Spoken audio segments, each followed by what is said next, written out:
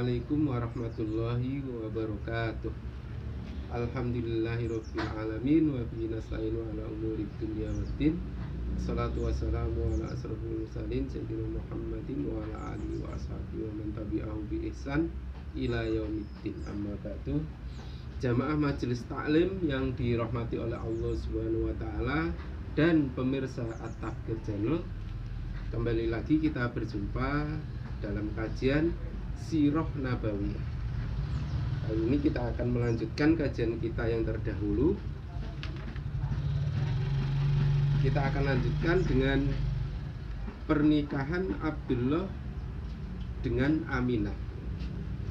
Abdullah bin Abdul Muthalib, yakni ayahanda dari Nabi Muhammad SAW, setelah selamat dari penyembelihan ya, karena adanya dia, akhirnya dia tumbuh besar menjadi seorang remaja.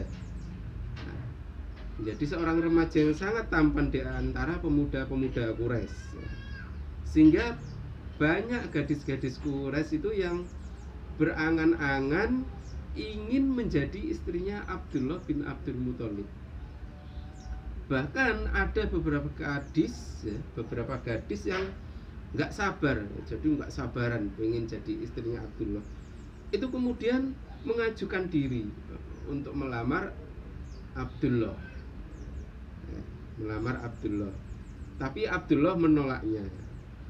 Nah, di kesempatan lain kemudian Abdul Muthalib ini melamar Aminah binti Wahab bin Abdi Manaf bin Zurrah untuk menjadi istri dari Abdullah. Sehingga ketika lamaran Abdul Muthalib ini diterima, maka menikahlah Abdullah dengan Aminah. Inilah riwayat dari kedua orang tua Rasulullah SAW.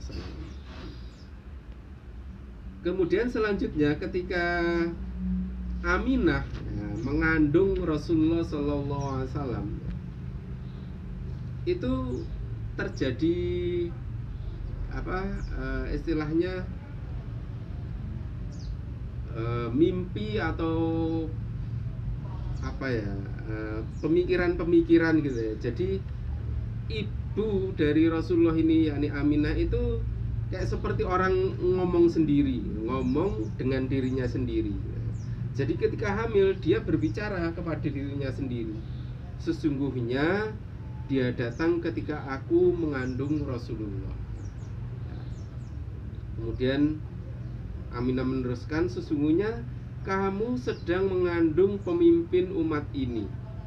Maka ketika kelak dia telah lahir, katakanlah aku berlindung untuknya kepada Zat yang Maha Esa dari kejahatan setiap yang dengki.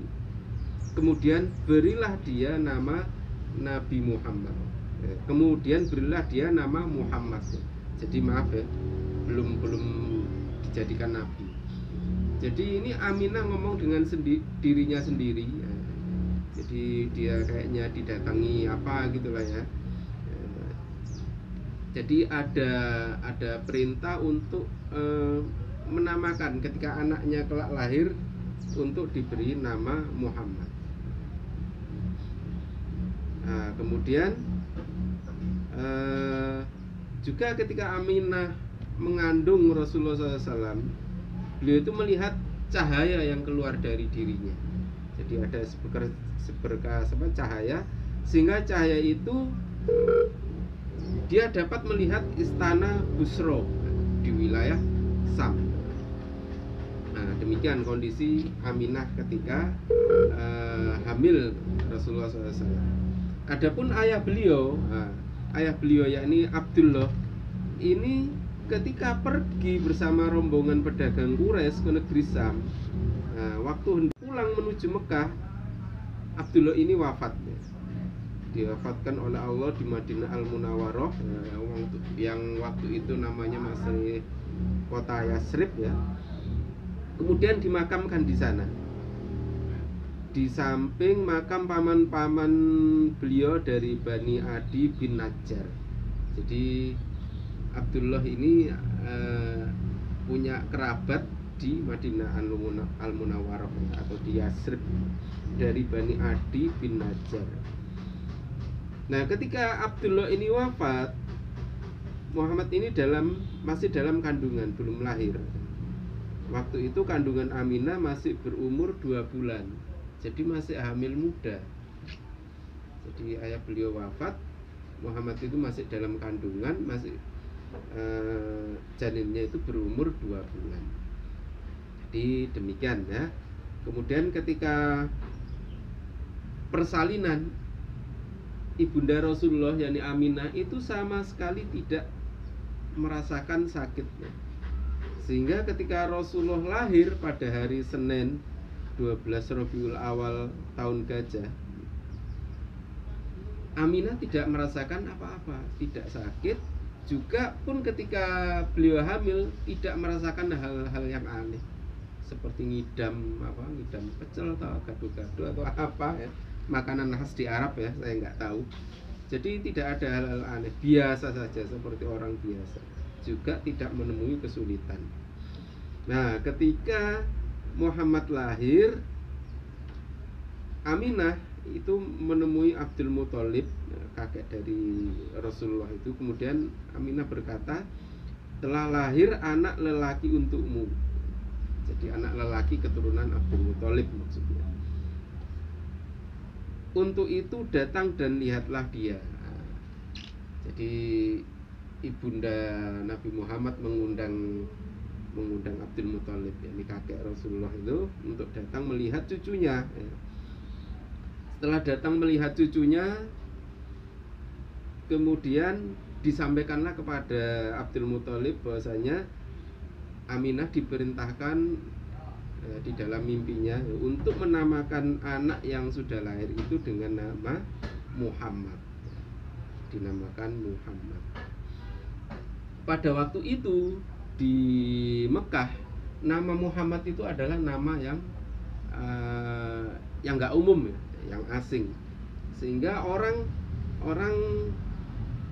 tidak menamakan anak mereka yang lahir itu dengan nama Muhammad, kecuali ada 6 orang ya, yang memberikan nama Muhammad karena mereka tahu kabar itu dari kitab-kitab samawi terdahulu, sehingga mereka memberikan nama anak mereka dengan nama Muhammad itu dengan harapan bahwasanya anak mereka nantilah yang akan menjadi nabi. Jadi berharap demikian, makanya dikasih nama Muhammad. Nah, ini ada 6 orang anak yang lahir dikasih nama Muhammad ya, diberi nama Muhammad, seperti Muhammad bin Asbahah, Muhammad bin Maslamah, Muhammad bin Barok, Muhammad bin Sufyan, Muhammad bin Hamran, Muhammad bin Khuza'ah. Nah, ini orang tuanya ngerti dari kitab-kitab terdahulu bahwasanya nabi terakhir itu adalah Muhammad, namanya Muhammad. Terus kemudian bayi yang baru lahir ini dibawa oleh Abdul Muthalib ya, sang kakek, menuju ke Ka'bah. Masuk Ka'bah, kemudian berdiri ya, di dalam Ka'bah beliau berdiri berdoa, bersyukur atas nikmat yang dikaruniakan padanya karena telah dianugerahi cucu dari putra yang tersayang, ini Abdullah. Maka kemudian setelah didoakan Nabi Muhammad, kemudian sang kakek juga bersyukur di dalam Ka'bah. Kemudian bayi itu diserahkan kembali ke ibunya, yakni Aminah.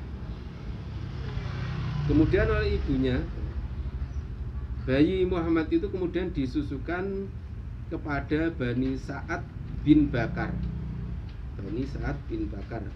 Nah, kemudian nama seorang wanita yang terpilih untuk menyusui Muhammad itu adalah Halimah bin Abi Du'aib.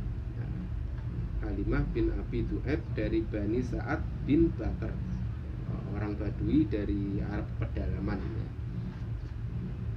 Nah, itu tentang Nabi Muhammad ketika lahir. Jamaah Majelis Taklim Rahmatan lil Alamin dan juga pemirsa At-Tafkir Channel yang dirahmati oleh Allah, demikianlah sekelumit kisah tentang pernikahan kedua orang tua Nabi Muhammad sampai kemudian Nabi Muhammad itu lahir. Yang sebetulnya nama Muhammad itu tidak umum di kalangan orang-orang Arab, tapi kemudian karena tidak umum itulah Allah menjaga Muhammad itu,